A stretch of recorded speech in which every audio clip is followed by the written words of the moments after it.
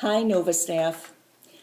Most of you know that last year we were awarded a $4,000 James Paterson Scholastic Partnership Grant for school libraries. We finally have all the materials together and are ready to roll them out. We wanted you to know how we spent the money.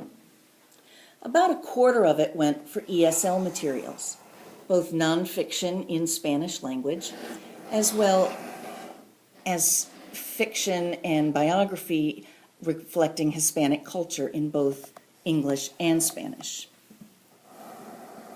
We were a little embarrassed to find that we didn't have any James Paterson titles on the shelf.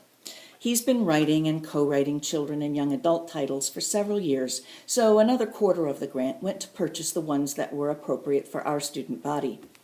They're mostly higher level titles, but the Daniel X series should appeal to your action fantasy readers, and the middle school series is a nice segue up from the Diary of a Wimpy Kid series. In fact, you may have seen the promos on television recently for the upcoming movie based on the middle school series. The balance of the grant went to audiobooks with the accompanying print books.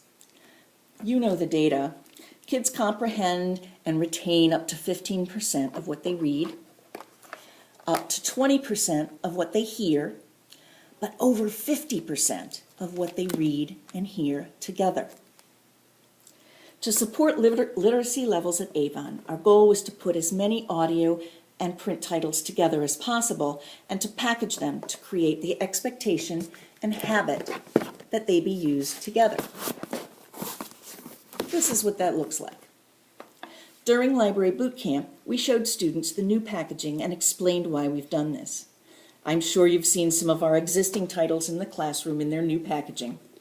This week, we'll put the new materials out for use with some fanfare. Some audio titles were only available in MP3 file format, so we purchased MP3 players that can be loaded and loaned out to students for the audio read combination. This is similar to students checking out a personal cassette player or CD player to use with the books on tape or CD. We concentrated on playaways, as students seem to think they're a little more cool, and they're easier for us to circulate. Some titles are not available in playaway, however, hence the mix of format. We purchased a mix of audio to go with popular print books we already have, as well as new audio and print titles.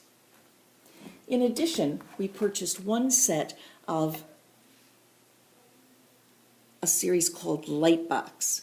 These are nonfiction books that are coupled with websites that provide additional supplementary information.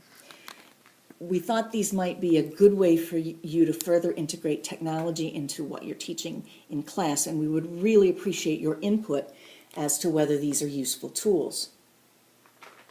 When we asked students whether they were using audio and print resources together that we already had, namely books on cassette or CD, they said no, because the way they were displayed, it was hard to see what AR level it was, and they didn't have time to sort that out in the library.